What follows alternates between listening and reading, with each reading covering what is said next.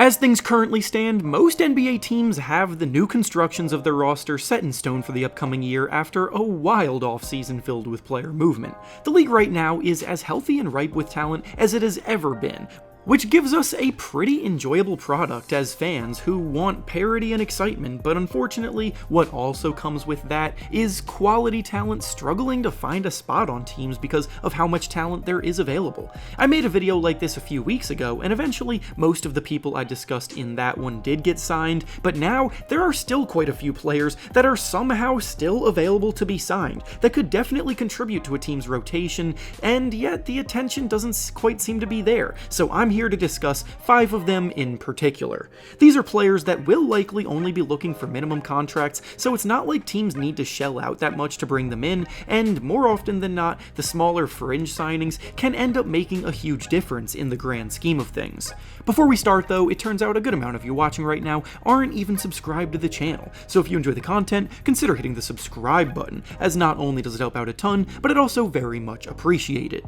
Now with that being said, let's begin. The first player we'll be discussing today that is somehow still an available free agent despite being able to impact a team's rotation in a positive way is Markelle Fultz. Fultz's unfortunate career trajectory after being the #1 overall pick in the 2017 draft is something that pretty much all of you are familiar with at this point, but just because he didn't live up to the hype as a future star in the making doesn't mean he's not able to still contribute as a secondary ball handler off the bench. Fultz's tenure with Orlando saw him play in a bunch of different roles, varying from being the team's starting point guard for a few years, coming off the bench and leading the second unit, and oftentimes being the best passing talent they had on their team. He tore his ACL back in 2021 and still managed to return to form just 2 seasons ago too. Fultz was averaging about 14 points and 6 assists per game, while shooting 51% from the field. Fultz's role got reduced a bit last year with the Magic buckling down and successfully putting together a playoff push, but the point still stands that he can be a terrific backup point guard in the league right now. He may never become a reliable 3-point shooter, but he's managed to develop into a consistent mid-range shooter. He's still an outstanding athlete with tremendous change of pace ability on the fly, and his feel for the game shines through even with his physical limitations sometimes holding him back. The Magic have a bit of a logjam at the guard position, so I understand them not prioritizing re-signing him, but there are plenty of teams in need of bench playmaking that should be inquiring about his services. The next player that is somehow still available as a free agent is Isaac Okoro. Okoro is a little different than the other players we'll be discussing today because he is a restricted free agent with the Cavaliers, meaning that they have the ability to match any offer he receives elsewhere and choose to bring him back if they would like to, and that factor could definitely be playing a part in teams having hesitancy to approach him, but it's been over a month now, and there hasn't really been any traction on a new deal getting done at all, which is starting to feel ridiculous for a player of Okoro's caliber. I'm not here to pretend that Isaac Okoro is an elite two-way wing player, but he's been a key contributor to the Cavaliers' top-ranked defenses over the last few seasons, and he also just shot a career-best 39% from 3, so at minimum, he is a 3-and-D wing that can handle tough defensive matchups and is working hard at being able to punish defenses that leave him open on offense. He's still just 23 years old too, with so much more room to grow, so it genuinely shocks me to see the market for him being as dead as it currently is.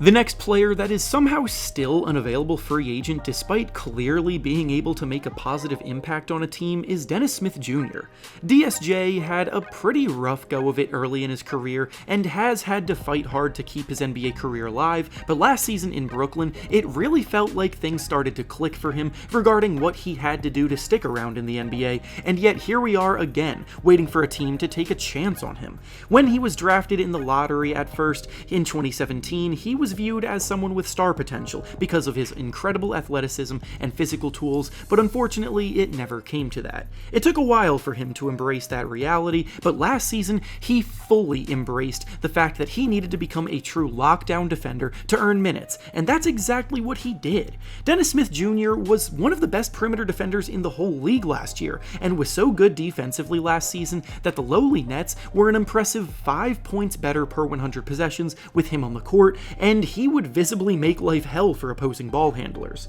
Offensively, he's unfortunately not the shooter that teams would like a guard to be, but he can handle the ball and make plays for others off the dribble, and for a backup point guard that comes with lockdown defensive effort, that's pretty rare in an NBA filled with defensive liabilities at the guard positions.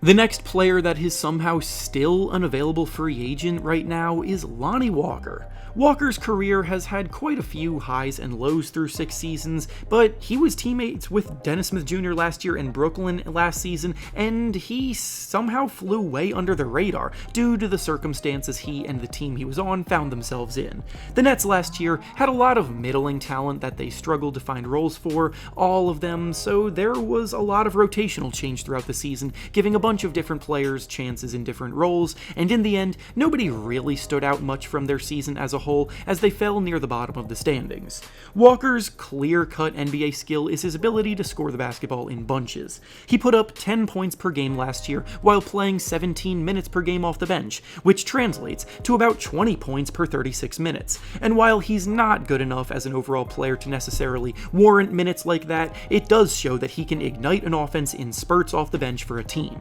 He knocked down about 38% of his threes, he brings aggressive scoring instincts, and with the amount of teams who have bench units without any real shot creators, he's someone that could fill that role on a minimum contract.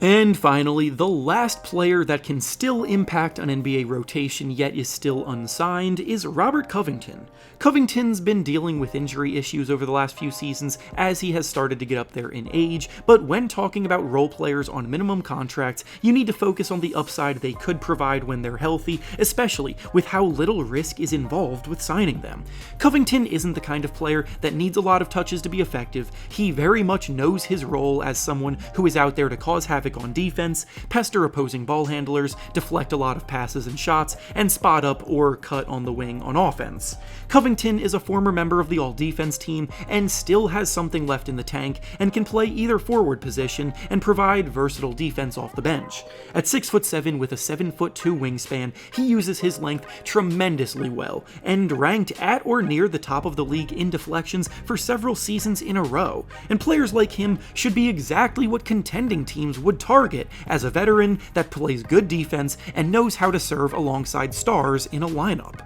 And with that being said, that's all I have for you today. Make sure to like the video, subscribe to the channel, and comment down below which teams you think would be good fits for these players. Thanks for watching, and I'll see you all next time.